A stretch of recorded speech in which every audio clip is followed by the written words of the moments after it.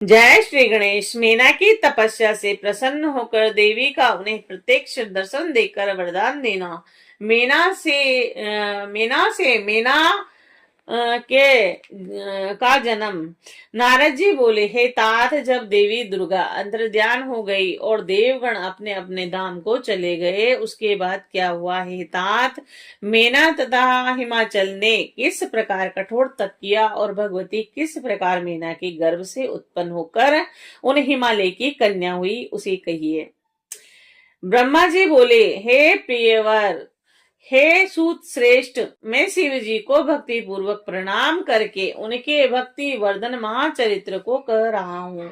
उपदेश देकर विष्णु आदि देव समुदाय के चले जाने पर पर्वतराज हिमाचल तथा मेना का कठोर तप करने लगे और वे पति पत्नी भक्ति युक्त चित्त से दिन रात शंभु और शिव का चिंतन करते हुए उनकी समयक रीति से नृत्य आराधना करने लगे। और गिरजा प्रिया वे मेना प्रसन्नता पूर्वक शिव जी के साथ देवी का पूजन करती थी और उन्हें प्रसन्न करने के लिए नित्य ब्राह्मणों को दान देती थी। और संतान की कामना से मीना ने चैत्र मास से प्रारंभ करके 27 वर्षों तक प्रतिदिन तत्परता पूर्वक शिवा की पूजा की और वे अष्टमी को उपवास करके नवमी तिथि को लड्डू, पीठी, खीर, गंध, पुष्प आदि अर्पण किया करती थी। वे गंगा के औषधि प्रस्थ में उमा देवी की मिट्टी की प्रतिमा बनाकर अनेक प्रकार की वस्तुएं समर्पित कर और उनकी पूजा किया करती थी। वे कभी निराहार रहती थी, कभी व्रत धारण करती थी और कभी जल पीकर ही रहती थी और कभी हवा पीकर ही रह जाती थी। इस प्रकार वह अष्टमी तिथि का व्रत करती थी।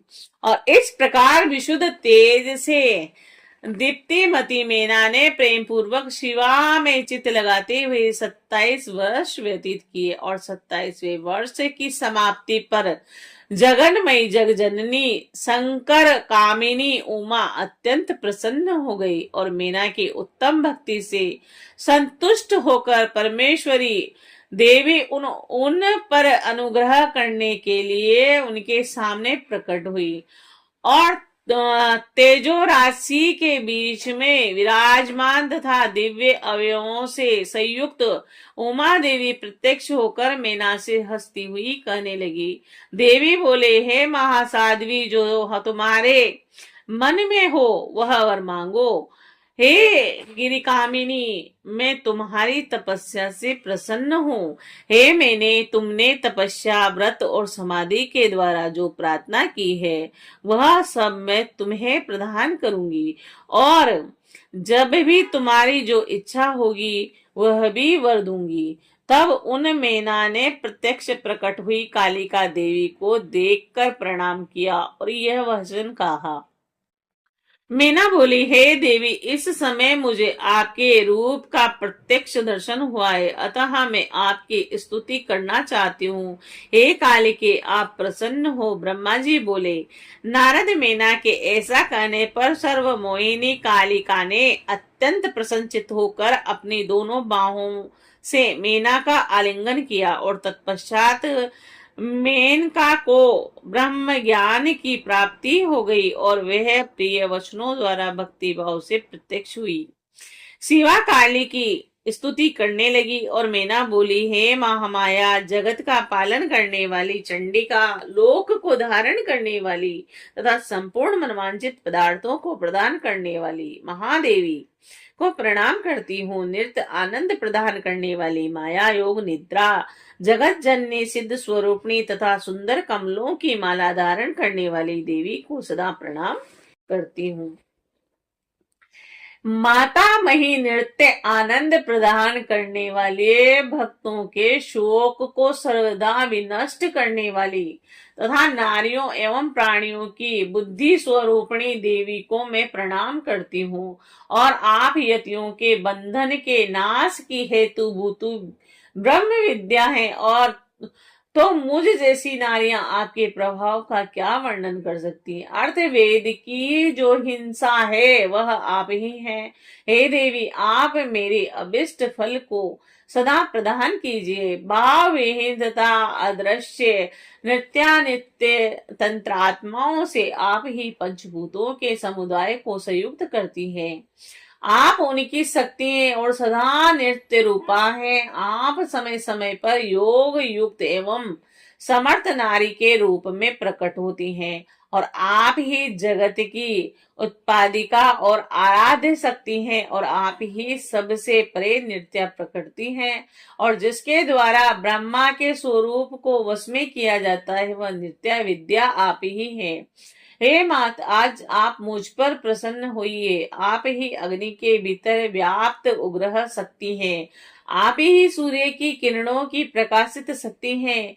चंद्रमा में जो आहादी का शक्ति है वह भी आप ही है और उन आप चंडी देवी का मैं स्वतंत्र और वंदन करती हूँ। आप स्त्रियों को बहुत प्रिय हैं। उद्धवता ब्रह्मचारियों की नृत्य ब्रह्म शक्ति भी आप ही है और आप संपूर्ण जगत की वांछा है तथा श्री हरि की माया भी आप ही है और जो देवी इच्छा अनुसार रूप धारण करके सृष्टि स्थिति पालन तथा संहारमयी होकर उन कार्यों का संपादन करती है तथा ब्रह्मा विष्णु एवं रुद्र के शरीर की भी हेतुभूता हैं, वे आप ही हैं और आप मुझ पर प्रसन्न हो और आपको पुनः मेरा नमस्कार है।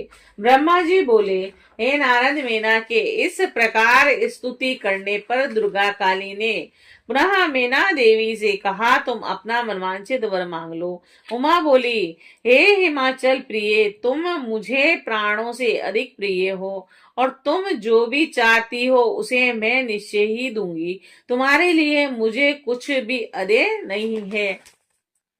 महेश्वरी का अमृत के समान यह मधुर वचन सुनकर हेमगिरी कामिनी मेना अत्यंत संतुष्ट होकर कहने लगी। मेना बोली, हे शिवे, आपकी जय हो, जय हो। हे प्राज्ञे, हे महेश्वरी, हे भवा अंबिके, यदि मैं वर पाने के योग्य हूँ तो आपसे पुनः श्रेष्ठ वर मांगती हूँ।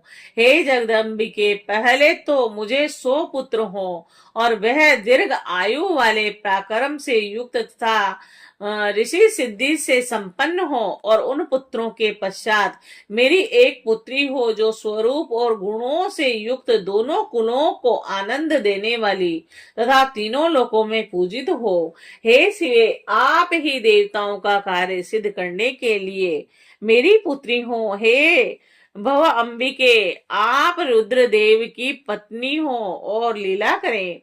ब्रह्मा जी बोले, हे नारद, मेनका की यह बात सुनकर प्रसन्न हृदय देवी उमा उनके मनोरथों को पूर्ण करती हुई मुस्कुराकर यह वचन कहने लगी। देवी बोली, तुम्हें 100 बलवान पुत्र होंगे और उनमें एक बलवान और प्रधान होगा जो सबसे पहले उत्पन्न होगा और तुम्हारी भक्ति से संतुष्ट मैं स्वयं पुत्री के रूप में अवतीर्ण होंगी और समस्त देवताओं से सेवित होकर उनका कार्य सिद्ध करूंगी। फिर ब्रह्मा जी बोले, ब्राह्मण ने कहा कि ऐसा कहकर जगदात्री परमेश्वरी कालिका शिवा मेनका के देखते ही देखते वहीं अंतर्ध्यान हो गई और हे तात, महेश्वरी से अविष्ट वर पाकर मेनका को भी अपार हर्ष हुआ और उनका तपस्या जनित क्लेश नष्ट हो गया और अत्यंत प्रसन्नचित साध्वी मेना उस दिशा में नमस्कार कर जय शब्द का उच्चारण करती हुई अपने स्थान को चली गई। ऐसे तो मेना के प्रसन्न मुखमंडल से ही हेमवान को सारी बातों की जानकारी हो गई। फिर भी मेना ने अपने मुख से वरदान की सारी बात पुनरुक्त वचनों के समान हिमालय से कह दी और मेना का वचन सुनकर पर्वतराज हिमालय प्रसन्न हुए और उन्होंने शिवा में भक्ति रखने वाली अपनी उन प्रिया की प्रेम पूर्वक प्रशंसा की। हे मुने, तत्पश्चात काल क्रम से उन दोनों के सहवास में प्रवृत्त होने पर मेना को गर्भ रह गया और वह प्रतिदिन बढ़ने लगा।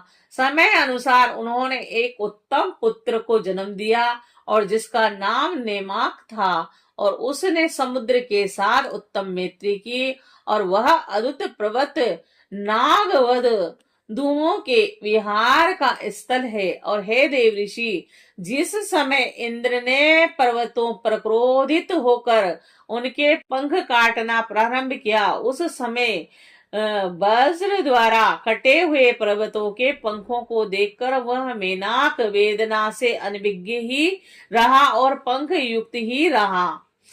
हिमालय के 100 पुत्रों में से मेनाक सबसे श्रेष्ठ और महाबलवान तथा पराक्रम से युक्त था, और अपने आप प्रकट हुए समस्त पर्वतों में एकमात्र मेनाक ही पर्वतराज के पद पर अधिष्ठित हुआ।